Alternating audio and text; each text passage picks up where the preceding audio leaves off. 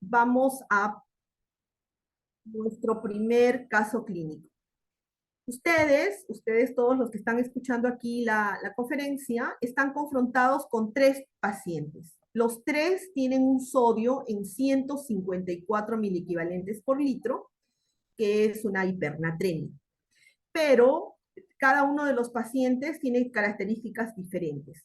El primer paciente tomó agua de mar, el otro perdió agua pura y finalmente el tercero perdió salino hipotónico, como sudor o por el uso de un diurético. Entonces, aunque los 3 están hipernatrémicos e incluso con el mismo nivel de sodio, los 3 tienen cuadros clínicos diferentes. Entonces, ¿qué parámetros en el examen físico podrían distinguir a estos 3 pacientes? Los escucho. El estado de conciencia, el Eh, sensorio. Recuerden que la hipernatremia o la alteración del sodio básicamente altera el cerebro, pero los 3 tienen el mismo nivel de sodio, así que los 3 podrían tener alteración del sensorio. Lo que quiero saber es, en los 3 cuadros, ¿qué los podría diferenciar? Hemos dicho que uno tomó agua de mar, el otro perdió agua pura y el tercero perdió salino hipotónico. El que perdió agua pura tendría que estar con los signos evidentes de deshidratación. ¿Ya? ¿Y los otros no? No, la presencia de edemas también, doctora. ¿En cuál? La presencia de edemas, el que perdió, ¿En cuál de los 3 tendría edemas? el que tiene exceso de volumen, ¿no? ¿Cuál? ¿Cuál de ellos es?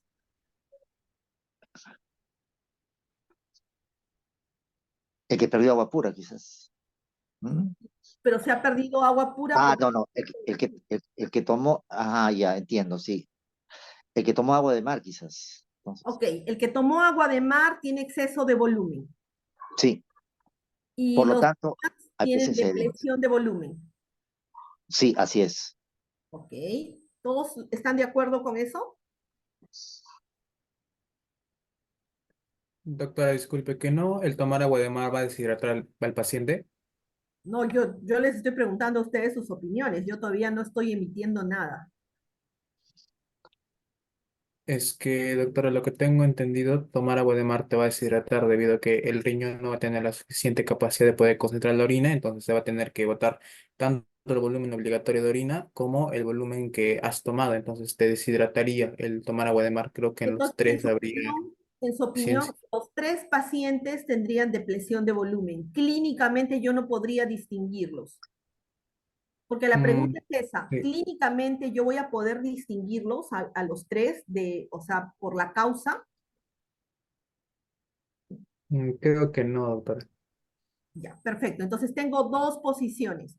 Por un lado, uno de sus compañeros que me dice que el que tomó agua va a estar hipervolémico, probablemente con edemas, dice él, y los otros 2 no. Y por el otro lado, opinan que los 3 van a estar depletados de volumen, por lo tanto no va a haber forma de diferenciarlos clínicamente. ¿Correcto? Muy bien. Entonces, el incremento del sodio indica que el volumen intracelular está contraído. Eso es lo que significa cuando hay hipernatremia. Sin embargo, el paciente que tomó agua de mar tiene expansión del volumen del extracelular en contraste con el paciente que perdió salino isotónico que tiene un volumen extracelular reducido. Y eso lo vamos a ver ahora en la teoría. Ahora, ¿cuál es el principal riesgo de vida en cada caso? Tengo el que tomó agua de mar, el que perdió agua pura y el que perdió salino hipotónico. ¿Cuál es su riesgo, su grado de mortalidad, su riesgo de morir y por qué en cada uno de los casos? Los escucho.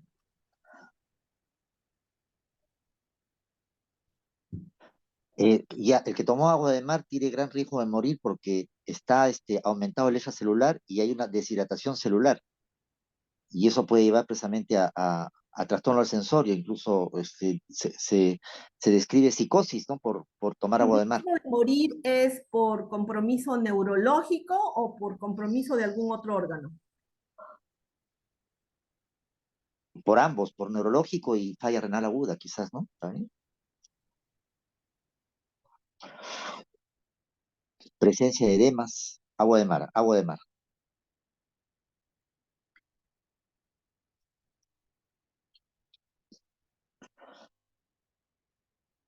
Bueno, había leído que los náufragos que toman agua de mar, fallecen muchas veces por problemas neurológicos, ¿no? Los Mm, náufragos, muchas veces.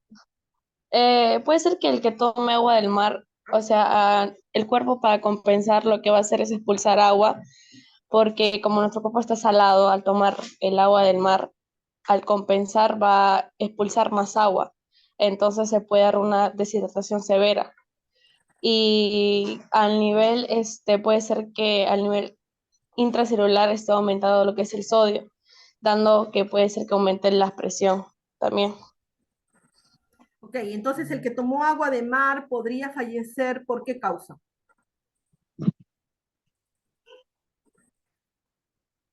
Neurológica, cardiovascular, gastrointestinal,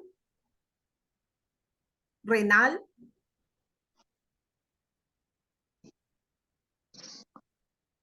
Láncense. ¿Por qué tienen tanto miedo si no es un examen? ¿Por qué fallecerían? Mm,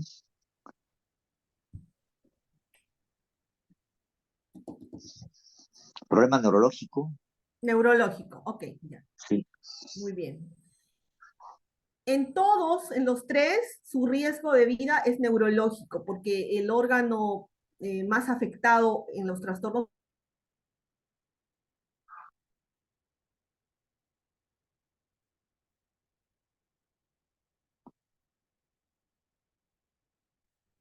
No se le escucha.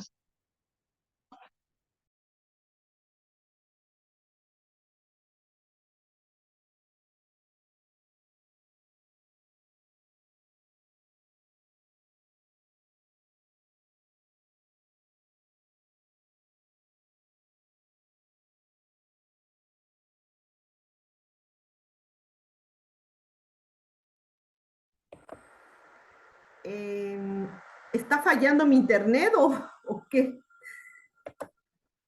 Ah, sí, doctora, por un momento no se le podía escuchar bien. A ver, otra vez. Si me estoy yendo a cada rato, a ver, espérame. Creo que me voy a conectar mejor a esto. Un ratito. A ver, voy a intentar aquí.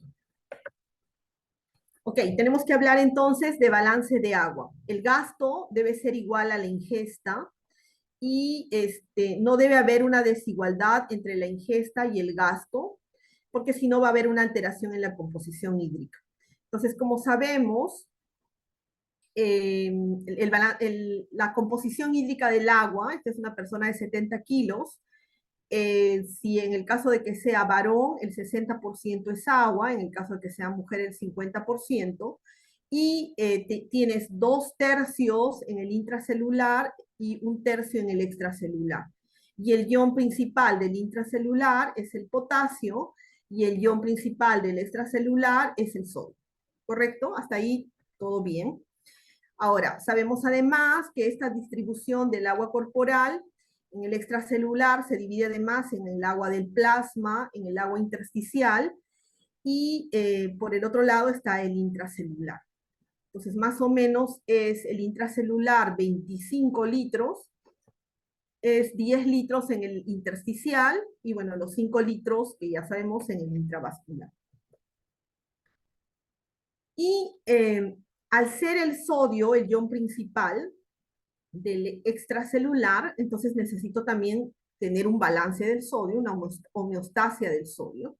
Y entonces debo tener un balance entre el ingreso y el egreso del sodio. Entonces, los ingresos más o menos son 150 miliequivalentes al día y los egresos a través del riñón 150 y a través de las heces y el sudor 2.5 miliequivalentes. La reabsorción se da en mayor cantidad aquí, en el túbulo proximal, 67%, en el asa de Henle un 25% y en el túbulo distal un 5%. Y excreto, o sea, después de todo esto, solo excreto un 0.4% del sodio. Y el sodio, entonces, al ser el ion principal del extracelular, es el que me marca mi osmolaridad, ¿no? Entonces, como vemos la fórmula de osmolaridad, que la vemos mejor aquí con la urea, vemos que la osmolaridad plasmática es 2 veces el sodio, y la osmolaridad plasmática es 285, y el sodio es 140, por lo tanto, 2 veces el sodio, estamos hablando de 280. Eso implica que solo 5 miliosmoles le queda para el resto, para la glucosa entre 18 y la urea entre 5.6. Entonces, básicamente el sodio, en más del 90%, me está dando la osmolaridad. De otro lado, el sodio sérico puede ser también considerado el marcador de la tonicidad, porque la tonicidad tiene esta fórmula, 2 veces el sodio más la glucosa sobre 18. Entonces, como entenderán por la fórmula, si el sodio varía, la osmolaridad varía, porque es el sodio el que marca la osmolaridad. Y de otro lado, esta osmolaridad tiene que ver con la liberación de hormona antidiurética. Cuando yo tengo una osmolaridad plasmática baja, o sea, por debajo de 280, no hay secreción de hormona antidiurética y yo voy a tener una diuresis acuosa, una orina diluida, con una densidad urinaria baja y con una osmolaridad urinaria baja.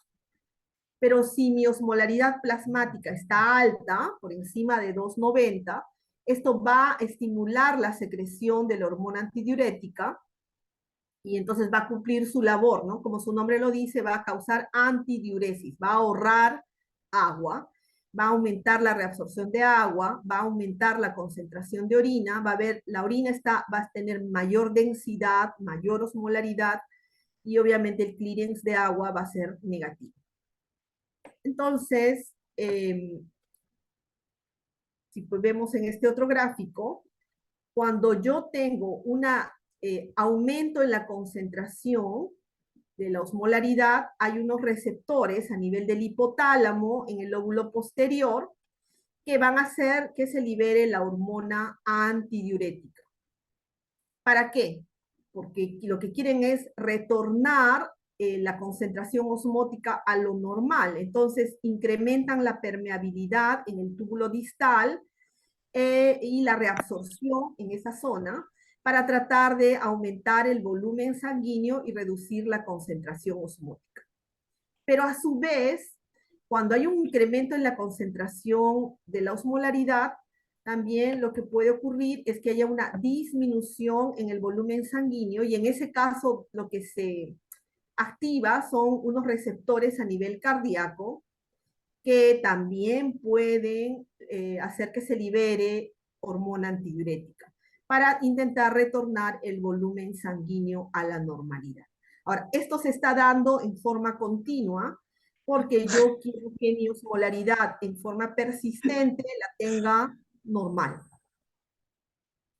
Muy bien. ¿Y cómo juega la hormona antidiurética con el riñón? Pues la hormona antidiurética y el riñón va a tratar de mantener la osmolaridad y el volumen plasmático actuando sobre unos receptores, que son los receptores B2, que están en el túbulo colector de la nefrona.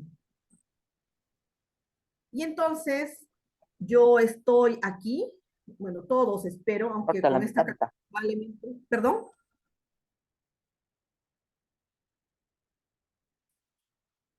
Probablemente todos estemos con una osmolaridad un poquito más alta por la temperatura, pero bueno, imaginándonos que todos estamos entre 280 y 285, estamos aquí, pero en el caso hipotético que mi osmolaridad empezara a subir, mi hormona antidiurética también empieza a subir y se va a alterar mi osmolaridad urinaria y mi osmolaridad sérica. Entonces, si yo comparo los mecanismos reguladores tanto del sodio como del agua, tengo aquí al sodio y a este lado al agua, y pregunto, ¿qué regula el sodio? El sodio regula el volumen extracelular. ¿Y qué regula el agua? El agua regula la tonicidad del agua corporal total. ¿Y qué detecta? El sodio detecta el volumen circulante efectivo. ¿Y cuáles son los detectores del sodio? Son los cambios en el volumen circulante efectivo, básicamente que están en el seno carotidio, en el seno auricular y en la arteriola aferente. ¿Y cuáles son los detectores del agua? Pues son los que detectan los cambios en la osmolaridad y esos están a nivel del hipotálamo. ¿Y cuáles son los efectores? Pues del sodio se va a modificar la excreción renal de sodio, va a nivel del filtrado glomerular, al nivel del sistema nervioso simpático, en las prostaglandinas, en los péptidos natriuréticos. Y en el caso del agua, pues se va a modificar la ingesta de agua, o sea, me va a dar la sensación de sed y se va a modificar la excreción de agua por la hormona antidiurética. Entonces, la hipernatremia, el aumento del sodio, es un trastorno multifactorial que está definido por un aumento en la concentración plasmática del sodio. Implica que hay un descenso del agua respecto al sodio, ya hay un descenso del agua también en el intracelular, hay una deshidratación intracelular. Las posibles causas de la hipernatremia, la más frecuente es la pérdida de agua libre. Y la más rara es la ganancia neta de sodio, que sería lo que hemos planteado nosotros en el caso clínico, la ingesta de agua de mar. Eso es sumamente raro, ¿no? Entonces, cuando yo tengo a alguien con hipernatremia, debería tener algunas preguntas clave desde el punto de vista clínico. Primero, sobre la etiología de la hipernatremia. Debería preguntar, ¿cómo está el volumen circulante efectivo? Y entonces ahí voy a distinguir los casos por ganancia neta de sodio, o sea, los ahogados, como decían ustedes, de los que solo han perdido agua libre, agua pura. La segunda pregunta debería ser, ¿cuánto está orinando este paciente? Y aquí me va a permitir distinguir las pérdidas renales de las extrarrenales, porque en las pérdidas renales debería haber poliuria. Y la tercera pregunta debería ser, ¿cuán concentrada está la orina? O sea, la densidad o la osmolaridad urinaria. Eso me va a permitir distinguir la diuresis osmótica o la diuresis por uso de diuréticos de la diuresis por diabetes insípida. Y en el caso de la falta de compensación, debería preguntarme, ¿por qué el paciente no bebe?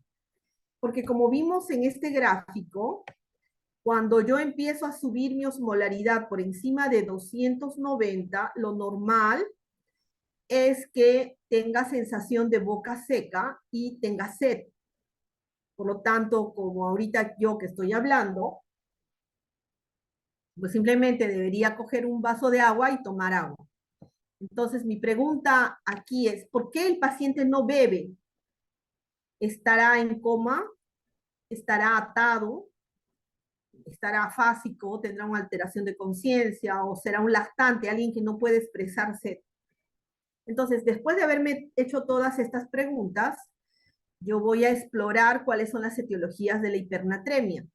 Entonces, las causas de hipernatremia principalmente es la pérdida de agua.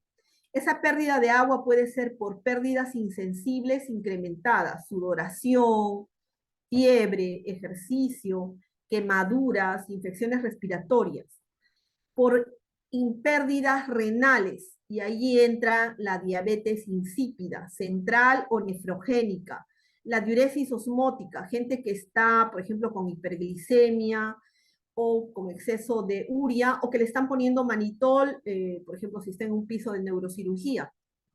Pérdidas gastrointestinales, por ejemplo, una diarrea por malabsorción o por una gastroenteritis. Alteraciones hipotalámicas, hipodipsia, por ejemplo, que implica que no tenga, que tenga disminuida mi sensación de sed, o un reset osmolar, o una hipernatremia por una alteración en los osmorreceptores, o entrada de agua a las células, como en el caso de la rhabdomiólisis.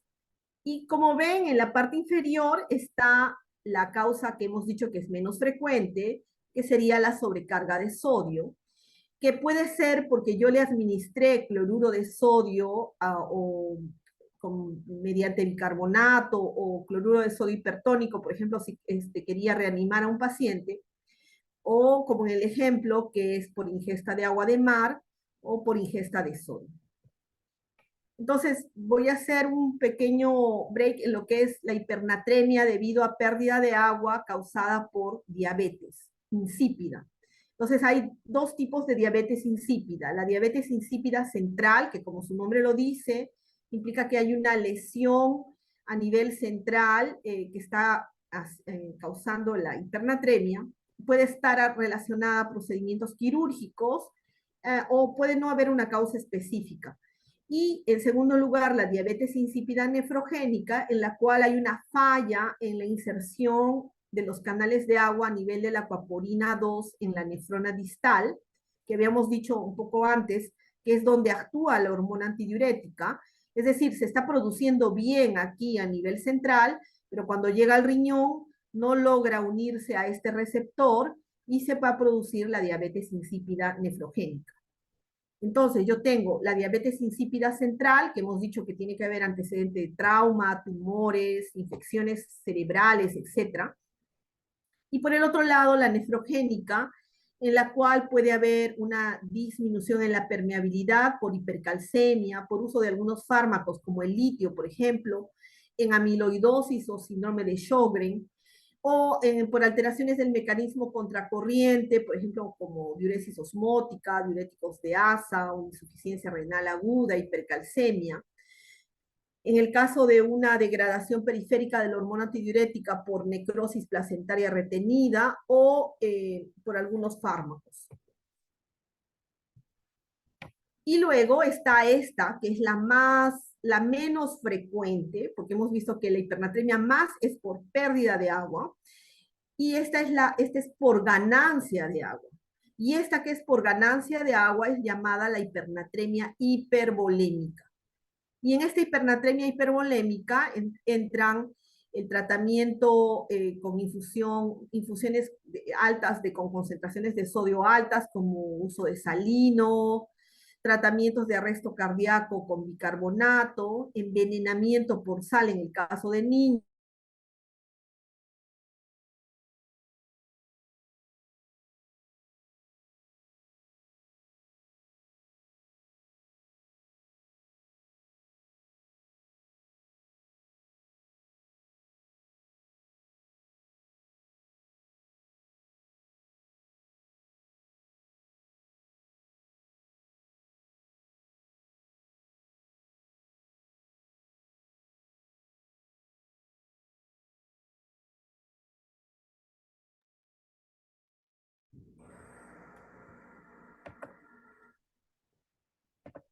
clínicamente, ¿cómo está este paciente? Pues este paciente va a tener algunos hallazgos de disfunción cognitiva, como letargia, confusión, irritabilidad. Va a haber hallazgos asociados a depresión de volumen, puede haber taquicardia, puede haber oliguria, puede haber aumento de los nitrogenados, mucosas secas, y obviamente puede haber otros hallazgos como pérdida de peso, debilidad, convulsiones, mioclonías. Entonces, ¿qué pregunta o qué pasos debo tener yo para hacer un diagnóstico de hipernatremia? Primero, ¿por qué está perdiendo agua o por qué está ganando sodio? Entonces tengo que preguntarme, ¿este paciente tiene pérdidas insensibles incrementadas? ¿Está con fiebre? ¿Tiene taquipnia? ¿Tiene sudoración excesiva? ¿Tiene diarrea? ¿O tiene pérdidas renales? ¿Está orinando más de 3 litros? ¿O se le está dando soluciones salinas hipertónicas? Que esa sería por ganancia, ¿no?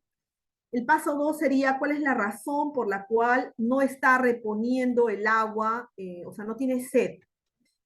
De repente su mecanismo de sed está alterado, su estado mental está alterado, tiene algún desorden neurológico que no le permite sentir sed, o finalmente no tiene acceso al agua, no está en la mitad del desierto y por más hipernatrémico que esté, no tiene acceso al agua. El paso 3 tendría que ser cómo está el volumen urinario, porque hemos visto que una causa es las pérdidas de agua a través de la vía urinaria. Si el volumen urinario es más de 3 litros, yo tendría que mirar cómo está la osmolaridad urinaria. Si la osmolaridad es más de 300, es una diuresis osmótica. Y tendría que preguntarme, ¿por qué está teniendo diuresis osmótica? Su glucosa está alta, su urea está alta, está usando manitol, está usando exceso de salino. Y si la osmolaridad urinaria, en cambio, es menos de 150, debería pensar en una diabetes insípida. Y en el caso de que sea una diabetes insípida, si hay respuesta a vasopresina o no. Si no hay respuesta a vasopresina, estaría pensando en una diabetes insípida nefrogénica. Y en el caso de que sí la haya y la osmolaridad urinaria sea más de 300, en una diabetes insípida central. Hemos dicho que el órgano más afectado en el trastorno del sodio es el cerebro. Por lo tanto, una hipernatremia se considera una emergencia debido a los síntomas a nivel del sistema nervioso central. El paciente hipernatrémico, que yo lo veo asintomático, es un paciente que ha podido adaptarse al medio hiperosmolar. Probablemente ha generado osmoles idiogénicos y generalmente debe haber pasado por lo menos 48 horas desde que empezó la hipernatremia y por eso su cerebro se ha adaptado. Pero también tengo que tomar en cuenta que al momento de corregir el trastorno, tengo que hacerlo de tal manera que no vaya a causar un daño iatrogénico, que podría provocarle un edema cerebral y podría causarle un riesgo de muerte. Por lo tanto, la velocidad de corrección debe ser máximo de 1 miliequivalente por hora, y yo debo llevarlo a un nivel que le llamamos el nivel de seguridad, que es entre 150 a 155. O sea, no me debo desvivir por llegar rápidamente al 140 de sodio, ¿no? También obviamente depende del nivel con el cual estoy partiendo. Entonces voy a tener gente que tiene hipernatremia aguda, es decir, aquella que ocurre rápidamente en menos de 48 horas, y en ellos podría hacer una corrección con 1000 equivalente por hora, pero primero lo de que debo hacer es restituir la perfusión tisular. Es decir, el paciente, si está, no me debo esforzar como mirábamos antes, en irme directo al agua libre, sino si el paciente está con una disminución de la perfusión tisular, lo primero que usaré será salino.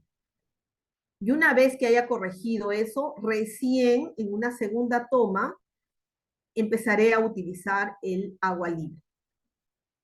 Muy bien.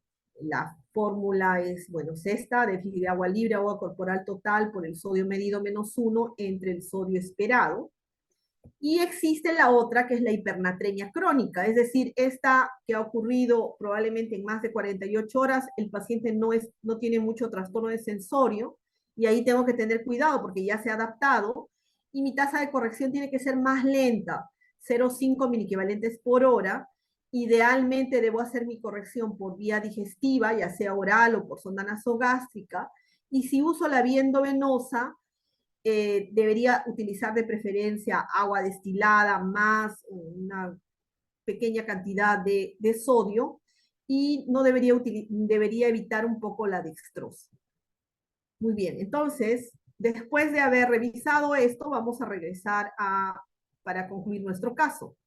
Nuestro caso era de 3 pacientes que tenían los 3 hipernatremia, y entonces los 2 últimos tienen una hipernatremia por pérdida. Y el primero es una hipernatremia hipervolémica. Hemos dicho después de lo que estamos revisando que la hipernatremia hipervolémica es la menos común, la más rara, y esta sería la única que me podría causar, al ser hipervolémica, insuficiencia cardíaca. Los 3 pueden causar compromiso neurológico. Muy bien, entonces vamos a pasar al siguiente punto. No sé si voy a lograr llegar al tiempo. Y el siguiente caso es este. Este es una paciente, perdón, de 35 años que ha sido sometida a una apendicectomía de urgencia. Una mujer bastante joven, una cirugía de apéndice que no suele ser algo demasiado complicado. A las 48 horas del posoperatorio tiene un cuadro de confusión mental y letargia. Durante todo el posoperatorio ha estado en NPO, como es más o menos lógico en un tipo de estas cirugías, y solo ha recibido a la administración de 1 litro de fluidos por vía endovenosa. Pero el examen físico está hemodinámicamente estable y no tiene ninguna alteración, ningún signo. En el laboratorio tenemos un hematocrito en 36, no hay anemia severa, tiene un sodio plasmático en 120, un potasio en 3,9 que está normal, la función renal está bien, la glucosa está bien, un pH en 7,38 con un bicarbonato en 23 y un CO2 en 35.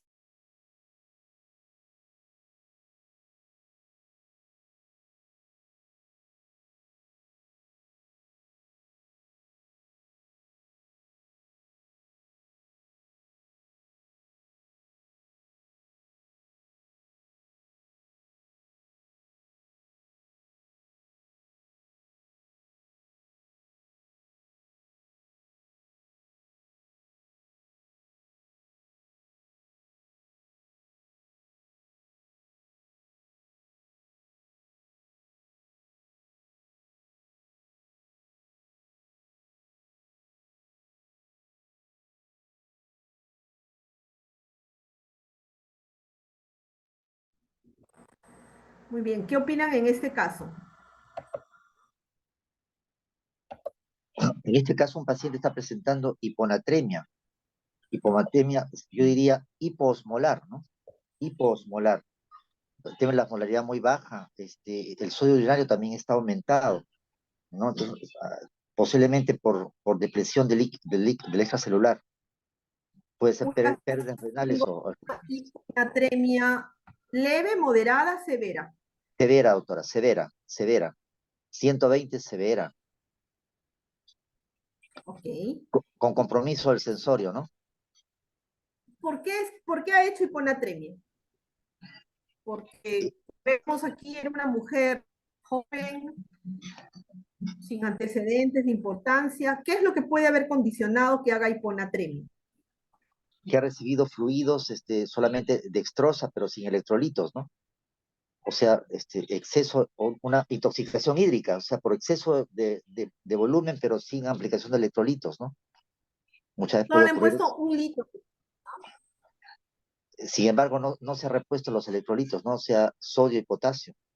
¿Usted cree que el problema fue que solo le pusieron agua libre?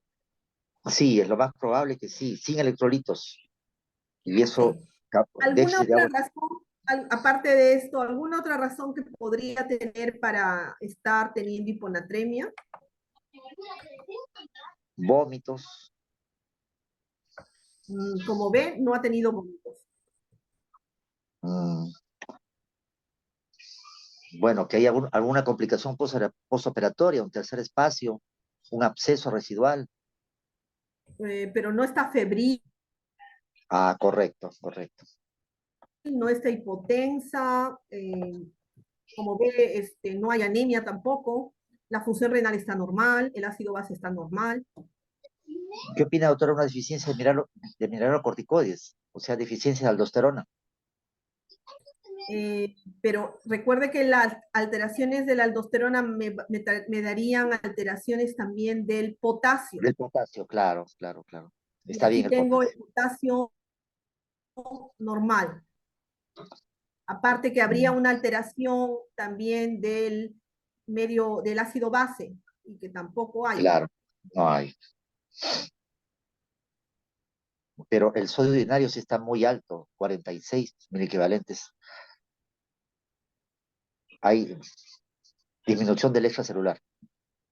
Ok, vamos a hacer la revisión y regresamos luego. ¿Les parece? Entonces yo quiero saber, ¿la confusión mental que presenta la paciente está asociada con qué? Hiponatremia. con a la alteración del sodio. Todavía no tenemos claro por qué se ha producido la hiponatremia y obviamente si no sabemos por qué se ha producido, no podemos definir cuál va a ser la conducta terapéutica. Entonces vamos a hablar sobre hiponatremia.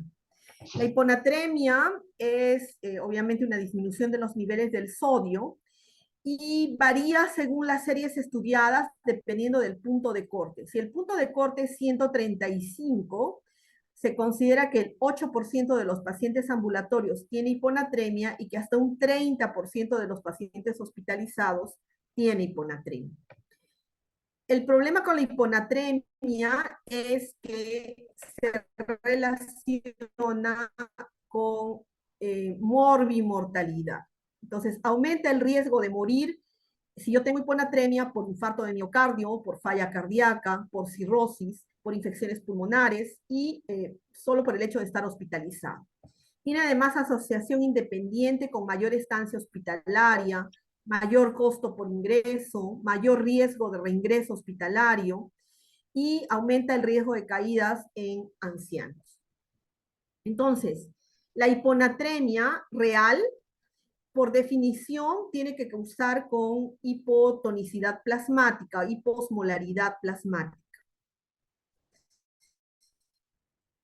Y la hiponatremia puede deberse a dos causas, a DIO o a exceso del agua corporal total, lo que nosotros llamamos la hiponatremia dilucional. Entonces, la clasificación, miren, aquí he puesto la de la guía europea y la de la guía americana, y la clasifican según la concentración en leve, moderada a severa. Severa menos de 125. Y entonces nuestra paciente tiene 120, definitivamente tiene una hiponatremia severa. Y según las características clínicas, la clasifican como leve, moderada o severa. Severa cuando el paciente tiene coma, estupor, convulsiones, y moderada cuando el paciente está confundido, tiene cefalea, etc. Nuestra paciente estaría clínicamente aquí. Según el tiempo de desarrollo, en aguda o crónica, dependiendo si el tiempo es más o menos 48 horas. Nuestra paciente justo está en el punto de 48 horas. Y según la osmolaridad sérica, en hipotónica, cuando es menos de 275 milosmoles por kilo, en isotónica, cuando está entre 2,75 y 2,95, y en hipertónica cuando está en más de 2,95. Pues nuestra paciente es hipotónica. Y según el volumen, el estado de volumen clínico, en hipovolémica, euvolémica e hipervolémica. Y nuestra paciente decía allí que no tenía ningún tipo de alteración ni signo alterado clínicamente. Por lo tanto, podría entrar en el grupo de euvolémica. Y si es euvolémica, no podría ser por exceso de agua libre. Porque si es por exceso de agua libre, debería ser hipervolémica. Tampoco podría ser hipovolémica porque no ha tenido náuseas, vómitos, diarrea ni nada. Así que hasta el momento entraría en este grupo, en el grupo de las euvolémicas. Pero además hay dos conceptos más que son la pseudohiponatremia y la hiponatremia translocacional. La pseudohiponatremia, obviamente es que yo no tengo hiponatremia, pero falsamente aparezco hiponatrémico, y esto se puede presentar en pacientes que tienen niveles altos de colesterol o de triglicéridos o de proteínas, básicamente las gamapatías monoclonales. Estas son niveles de sodio aparentemente bajos, pero con una osmolaridad plasmática normal. Y la hiponatremia translocacional es una disminución en el sodio sérico porque hay un movimiento del agua del espacio intracelular al extracelular, y no es porque hay un cambio en el agua corporal total, y generalmente se asocian a hiperglicemia. Entonces, si veo los grafiquitos, es más fácil. Todos los 41 que estamos aquí más yo, 42 deberían estar aquí, con una composición de agua y sodio normal. Y por otro lado, tengo a la hiponatremia hipotónica o hiponatremia real, donde va a haber la hiponatremia euvolémica, la hipervolémica y la hipovolémica.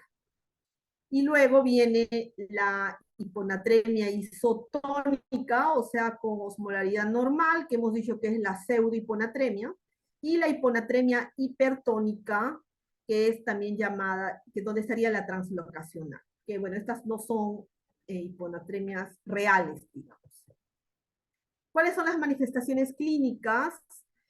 Pues cuando hay una disminución de la masa corporal total de sodio, lo que hay es hipotensión, puede haber hipoperfusión y shock. Nuestra paciente no tenía nada de eso. Cuando hay exceso de agua corporal total, lo que tendría que haber sería, pues, ¿no? Edemas, etcétera. Y puede haber además edema cerebral, cefalea, vómitos, convulsiones, y puede haber incluso muerte por enclavamiento cerebral. Los síntomas entonces van a depender de la severidad de la hiponatremia. Y entonces, otra vez, como en la hiper, hemos dicho que todos los trastornos del sodio tienen que ver con un compromiso a nivel cerebral. Cuando la hiponatremia es grave, o sea, menos de 125, recuerden que nuestra paciente tenía 120, o cuando la instalación es muy aguda, puede haber un edema cerebral. Hay una compresión de los vasos pequeños, isquemia e infartos. El paciente lo que va a tener es un cuadro confusional, con náuseas, vómitos, desorientación, somnolencia, y si yo no corrijo, puedo llegar al estupor y el coma. ¿Qué pacientes son los más afectados de esta encefalopatía hiponatrémica moderada grave? Niños y mujeres en edad fértil y personas con procesos cerebrales expansivos. La paciente que tenemos era una mujer en edad fértil. Entonces, los síntomas de estos pacientes, estas son diferentes bases de datos donde se evalúan a estos pacientes, y miren las medias de sodio, son súper bajas, 116, 121, 120, y los síntomas más importantes son cefalea, vómitos, confusión. Entonces, la hiponatremia, hemos dicho que yo la puedo subdividir y decir que puede ser una hiponatremia hipovolémica por depresión del volumen, ya sea por pérdidas renales o extrarrenales. Obviamente el tratamiento será expandir el volumen circulante efectivo. Y en la hiponatremia hipovolémica debería medir cómo está el sodio urinario, si está más de 20 o menos de 20. Si está más de 20, implica que hay causas, el agua corporal total y el sodio corporal total deben estar bajos, ya sea por causas renales, por déficit de mineralocorticoides, pero debería haber alteraciones también del potasio, por nefropatías perdedoras de sal o por exceso de diuréticos. Y cuando el sodio urinario está menos de 20, tendría que buscar causas no renales, pérdidas gastrointestinales o tercer espacio.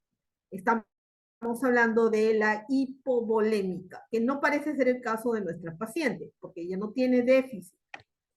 Luego tengo la hiponatremia euvolémica, o también llamada levemente expandida, pero sin edema. Y allí entran el CIHAT, la secreción inapropiada de hormona antidiurética, y otros diagnósticos. El manejo es restricción de agua libre y uso de diuréticos. ¿Y qué es el CIHAT? El CIHAT, o secreción inapropiada de hormona antidiurética, es una gran variedad de patologías o complicaciones de algunos tratamientos que se caracteriza por una hiponatremia euvolémica con un defecto en la excreción renal de agua libre, es decir, una orina inadecuadamente concentrada para el nivel de osmolaridad plasmática, casi siempre secundario a elevación de la hormona antidiurética. Entonces, ¿qué es lo que ocurre? Hay una actividad persistente de la hormona antidiurética, hay retención de agua y hay expansión de volumen. Al haber esto, hay una disminución en la osmolaridad plasmática y una disminución en el sodio plasmático. pero el sodio urinario está incrementado, generalmente un sodio por encima de 40 miliequivalentes. ¿Y por qué se produce el SIHA? Pues puede ser por una secreción ectópica de hormona antidiurética, como lo vemos acá, asociada generalmente a neoplasias, por una secreción constante por la hipófisis, pero en concentraciones superiores a lo normal, que sería esta, la B, por alteraciones en los osmoreceptores, que sería la de tipo C, o sea, miren, sube por encima incluso de 290 y no hay todavía liberación, por mutaciones del gen en los receptores del B2, que sería la tipo D, y en el caso del SIHA generalmente se asocia como principal causa a neoplasias, a fármacos, a patologías pulmonares o a patologías del sistema nervioso central. Entonces, es una alteración donde hay hiponatremia e hiposmolaridad, pero hay una osmolaridad urinaria inadecuadamente alta y una concentración urinaria de sodio por encima de 40. El paciente está normovolémico, la función renal, suprarrenal y tiroidea deben estar normales, y el equilibrio ácido-base y el potasio deben estar normales. Y finalmente la hiponatremia hipervolémica, donde el extracelular está expandido y el paciente está edematoso. Y ahí entran todos los estados edematosos, probablemente sea la más común de las hiponatremias, también llamada hiponatremia dilucional. Y allí tengo a la insuficiencia renal, la insuficiencia cardíaca, la cirrosis hepática. Y en esta hiponatremia hipervolémica, otra vez voy a mirar cómo está mi sodio urinario. Si está más de 20, puedo pensar en falla renal aguda o crónica, y si está en menos de 20, insuficiencia cardíaca, cirrosis, síndrome nefrótico. Y también hay otras que son las hiponatremias inducidas por el ejercicio, especialmente en los corredores de maratón. El tratamiento, pues tengo que definir si es aguda o crónica, si hay síntomas de edema cerebral y ver cuál es el mecanismo generador. ¿Cuándo es una emergencia el tratamiento? Cuando hay un shock hipovolémico, cuando hay síntomas de edema cerebral, porque implica que ha habido un cambio brusco que no ha permitido la adaptación neuronal. Y bueno, el manejo, cuando es severa, es bolos de solución hipertónica, y en el caso de la hiponatremia hipovolémica, solución salina, y en el caso de la hipervolémica, restricción de fluidos o diuréticos.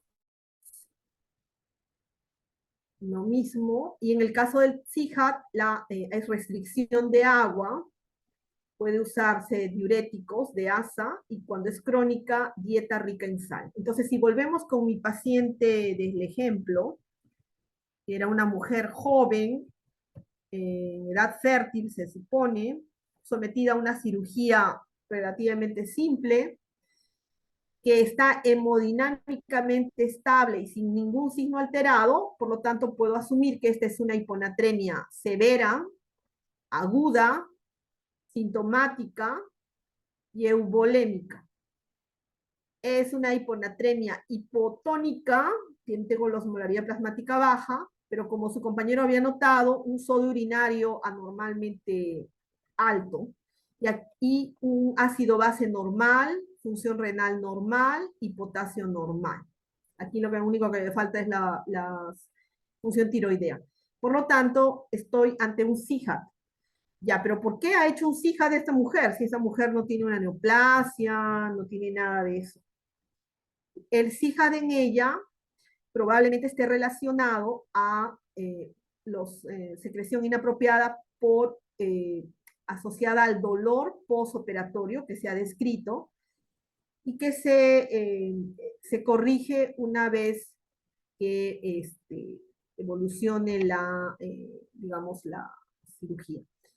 ¿Qué hay que hacer? Hay que corregir con solución hipertónica este sodio porque la paciente está letárgica, es una emergencia, y deberíamos hacerle controles seriados de sodio.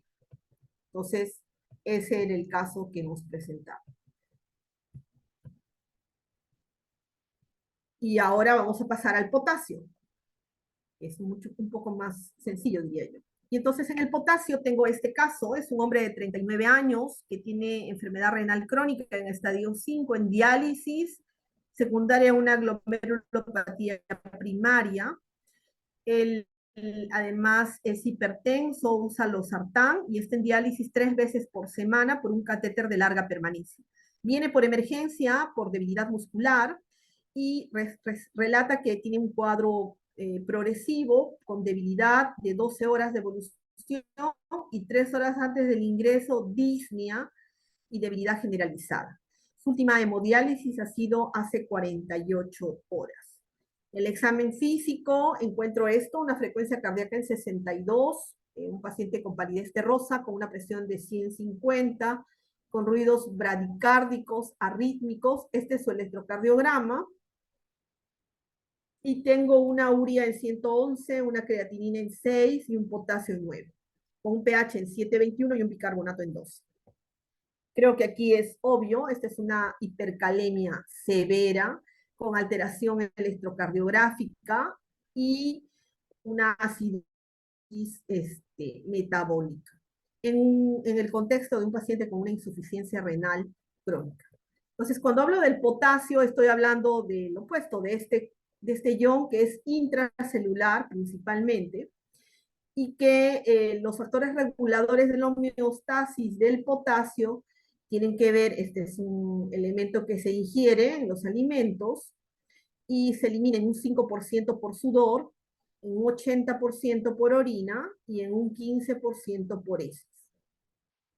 El 98% del potasio es intracelular y como miran, si se elimina en un 80% por orina, si yo tengo insuficiencia renal, mi riesgo de hacer hipercalemia pues es súper alto. Entonces, una vez que yo ingiero, normalmente ingerimos 100.000 equivalentes de potasio al día. Yo voy a eliminar por el riñón 95.000 equivalentes al día y 5 a través de las heces. Se va a manejar principalmente en el túbulo contorneado distal y en el asa de género. ¿Cuáles son las causas de hipercalemia? También puede haber pseudohipercalemia, como la muestra hemolizada o la leucocitosis o trombocitosis, y por disminución de la eliminación renal, las insuficiencias renales agudas o crónicas, o por una alteración en el paso de líquido hacia el extracelular, como acidosis, lisis celular, déficit de insulina y algunos fármacos como los betabloqueantes o la intoxicación digitálica. Entonces es muy importante en el caso del paso del intracelular al extracelular la acción hormonal, ¿no? La insulina, los betadrenérgicos, etc. La hipercalemia también se va a calificar en leve, moderada, grave. Generalmente se considera grave por encima de 6,5. Y las alteraciones del electrocardiograma se van a producir generalmente cuando tengo más de 6,5, las T picudas, que son muy características, y si tengo más de 7, puedo aumentar el PR, se empieza a perder ya la onda P y hay un aumento del QRS. Y cuando tienes más de 8, puede haber arritmias ventriculares, taquicardia, fibrilación ventricular y paro cardíaco. Entonces, el diagnóstico, primero tengo que descartar que no sea una pseudohipercalemia, y luego tendría que mirar cómo está el potasio urinario. Si el potasio urinario está más de 100, tendría que pensar que hay una redistribución o una liberación tisular, y si está menos de 100, tendría que preguntarme cómo está la tasa de filtración glomerular. Si hay insuficiencia renal, y si no hay, puedo pensar en déficit de mineralocorticoides o de secreción tubular de potasio. ¿Cómo tratarla? Pues como ven es una superemergencia. Si es una hipernatremia verdadera y es severa, el tratamiento es urgente. Básicamente es tratar de redistribuir el potasio, o sea, meterlo del extracelular al intracelular, o hacer que se elimine, si el paciente tiene buena función renal, utilizar diuréticos, tratar de estabilizar la membrana. Entonces, allí juego contra el tiempo, porque han visto que las complicaciones son muy, muy graves. Entonces, lo primero que debería utilizar, por ejemplo, sería un estabilizador de membrana que no va a actuar para nada en disminuir los niveles de potasio, que son las sales de calcio, y luego puedo utilizar algo para redistribuirlo, para meterlo dentro del intracelular, que se tardan entre 30 minutos a 1 hora, insulina y bicarbonato. Puedo usar también resinas captadores de potasio por vía rectal o resinas captadores por vía oral. Y finalmente, si el paciente, como en este caso, tiene una una hipercalemia severa, la diálisis es una opción buena. Bueno, aquí está el manejo y la diálisis, que en este caso específico de este paciente es el tratamiento, porque es un paciente con insuficiencia renal, así que a él así le fuerce la diuresis, no voy a lograr nada. Lo que podría hacer es ponerle gluconato, una infusión de bicarbonato, quizás una despolarizante que es con insulina, y mientras traigo la máquina a shock trauma para dializarlo inmediatamente. Ese paciente es una emergencia número 1.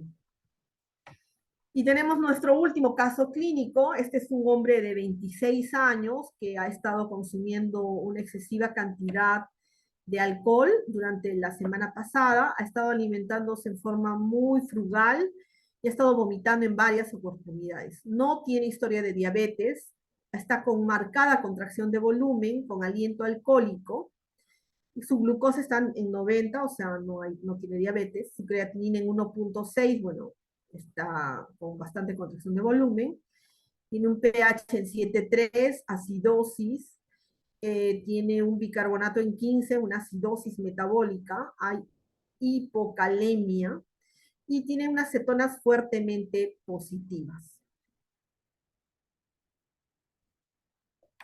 Entonces, estamos hablando entonces del trastorno opuesto, que es la hipocalemia. También puede haber pseudohipocalemia por leucocitosis extrema, pero la hipocalemia puede deberse a 3 causas: falta de ingesta, redistribución anormal del potasio, o sea que ya esté ingresando mucho potasio hacia el intracelular, o pérdidas renales de potasio. Las pérdidas renales pueden ser por diuréticos, y las extrarrenales por vía digestiva, como por ejemplo diarrea, fístulas, etc. Los factores que regulan esta migración del intra al extra, hay factores que favorecen la entrada al intracelular, como la alcalosis metabólica, eso ya lo habíamos visto, la insulina, la aldosterona y la estimulación beta-adrenérgica, y hay factores que favorecen la salida del potasio, como la acidosis metabólica, los agonistas alfa-adrenérgicos, la hiperosmolaridad y la lisis celular. Y hay otros factores que regulan la secreción distal del potasio, como es la ingesta de potasio en la dieta, la concentración de potasio plasmático, el pH, el flujo tubular distal y la aldosterona. Entonces, también hay fármacos que me pueden ayudar a eliminar más potasio, básicamente los diuréticos, o que aumentan la pérdida gastrointestinal, los laxantes, por ejemplo, o que desplazan del intra al extra o del extra al intra, como son, por ejemplo, el albuterol, las antinas, las catecolaminas. Clínicamente, la alteración es, a diferencia del sodio, donde el órgano afectado es el cerebro, aquí en el potasio el órgano afectado es el corazón y en general el músculo. Por lo tanto, a nivel cardíaco va a haber alteraciones electrocardiográficas, arritmias, y predisposición a la toxicidad digitálica, parestesias, parálisis.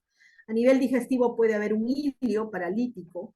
A nivel renal, una disminución de la tasa de filtración, nefritis intersticial, alcalosis metabólica.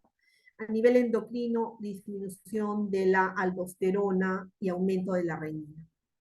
Entonces, si yo veo aquí el algoritmo para el diagnóstico de la hipocalemia, pues tengo que tener un potasio por encima de 3.5 y tengo que mirar cómo está, bueno, desde el punto de vista de la historia clínica y del volumen circulante efectivo. Y luego me tendría que preguntar cómo está el potasio en la orina. Si el potasio en la orina está bajo, tendría que pensar en un aporte insuficiente de potasio o en pérdidas por uso de diuréticos o pérdidas gastrointestinales o porque el potasio está pasando en exceso hacia el intracelular. Si está alto, tendría que mirar cómo está la gradiente transtubular de potasio. Si es más de 7, mirar cómo está el volumen circulante efectivo.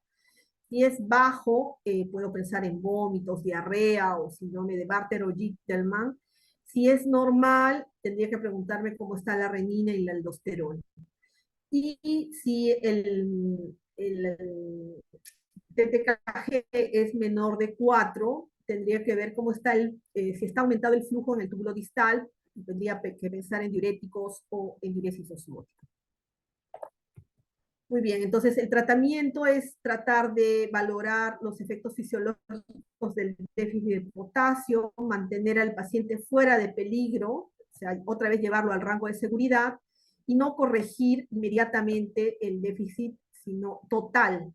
Considerar esto. Miren este gráfico. Cuando yo tengo un potasio en 4, que es un potasio normal, implica que yo más o menos tengo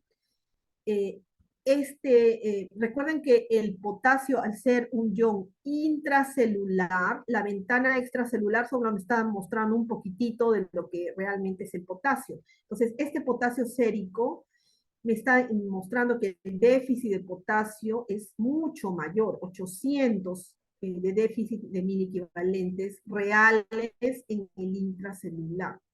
Entonces, tengo que tomar en cuenta eso. Por eso es cuando ponen los retos de potasio y tienen un paciente con 2 de potasio y le ponen un reto porque les da temor ponerle 20 miliequivalentes, tengan en cuenta que un paciente que tiene un déficit de, por ejemplo, de 4 o de 3, tiene realmente un déficit en el intracelular de 800 miliequivalentes. O sea, 20 miliequivalentes no lo va a poner en riesgo para nada.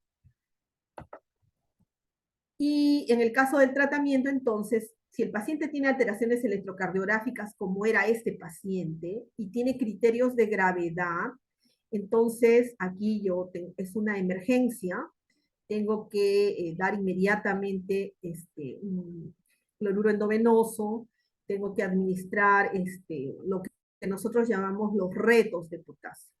En el caso que no haya criterios de gravedad, lo que puedo hacer es potasio oral y aumentar en la dieta el aporte de potasio. Bien. Entonces, si regresamos por último a nuestro último casito, que era podremos ver, perdón, este es el de podemos ver que este paciente, que es relativamente joven, ha estado teniendo una gran depresión de volumen, ha estado vomitando, no ha estado ingiriendo, o sea, no hay ingesta, hay pérdidas y además ha estado ingiriendo bastante alcohol y ahora ya tiene una falla renal y tiene una acidosis metabólica con hipocalemia. Entonces, y tiene unas cetonas fuertemente positivas, probablemente esto puede estar relacionado a una cetoacidosis alcohólica. Hemos dicho que esto por lo tanto tiene que ser una acidosis metabólica con anion gap alto. Entonces aquí tenemos que hacer la reposición tanto de volumen, cloruro de sodio, como del déficit de potasio. El paciente además, bueno, no tengo cómo está su electrocardiograma, como para saber la severidad y mirar cuál es la velocidad con la cual voy a hacer la reposición. Muy bien, como ven he tratado de resumir lo más posible los temas gigantescos que me han dado y bueno, espero que les haya servido y espero que bueno, puedan incluso ampliar un poco más el tema y les resulte interesante. No sé si tienen alguna pregunta. Sí, doctora, buenas noches. Muchas gracias por la excelente conferencia. Tengo una duda. En el paciente con hipercalemia, llama la atención el potasio 9.1, ¿no? Prácticamente incompatible con la vida. Pero no obstante, hace 48 se había realizado. ¿Cómo se explica ese potasio tan alto? Recordar que el potasio se elimina básicamente por riñón, por lo tanto un paciente con insuficiencia renal terminal en diálisis como este paciente no tiene ninguna posibilidad de eliminar el potasio excepto por la diálisis. Lo más probable es que ese paciente haya ingerido alimentos ricos en potasio. Los pacientes que se dializan, a pesar de que se dializan, tienen un gap, o sea, un espacio de 48 horas o de 72, dependiendo de si es de semana, en lo cual no reciben la sesión de diálisis. Y esos pacientes reciben la indicación de restringir alimentos con potasio. Probablemente este paciente ha tenido una ingesta de alimentos con potasio y como no tiene ninguna posibilidad de eliminarlo porque no tiene riñón funcionante, pues ha llegado a ese nivel. Ahora, la otra cosa por la cual puede tolerar ese nivel, como usted dice, incompatible con la vida, es porque ellos tienen cierta tolerancia, o sea, como suelen vivir con hipercalemias leves a moderadas, y ahora simplemente está llegando a una hipercalemia severa, por eso lo tolera. Porque si nosotros, cualquiera de nosotros tuviéramos ese potasio, probablemente no sobreviviríamos. Muchas gracias, doctora. Y en el caso, y en el caso del CIJAT que presentó usted la hiponatremia, dicen también que hay que restringir fluidos, más bien, ¿no? En Para el caso del, autorregular. del CIJAT, en el caso del Sí. CIJAT. Sí, en el caso del CIJAT, como es una hiponatremia severa sintomática, hay que darle sus bolos de hiperosmolares y hay que restringir el volumen e incluso, bueno, eso se mide con la diuresis y con la natremia, se podría dar diurético. El manejo del CIJAT es eso. Gracias, doctora. Perfecto.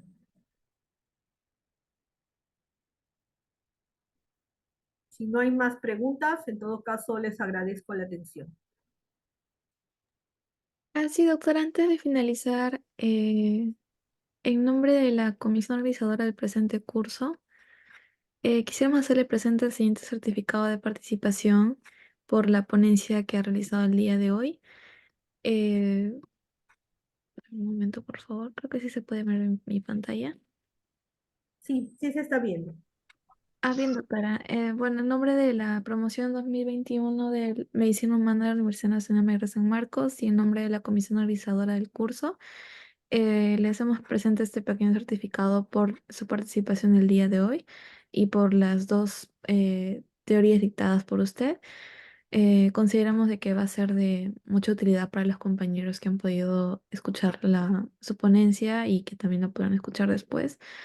Y bueno, nuevamente agradecidas con su participación y le estaríamos haciendo presente también el reconocimiento por WhatsApp a usted. Muchas gracias. Perfecto. Muchas gracias a ustedes por la invitación. Y que descansen y buenas noches. Hasta luego, nos vemos.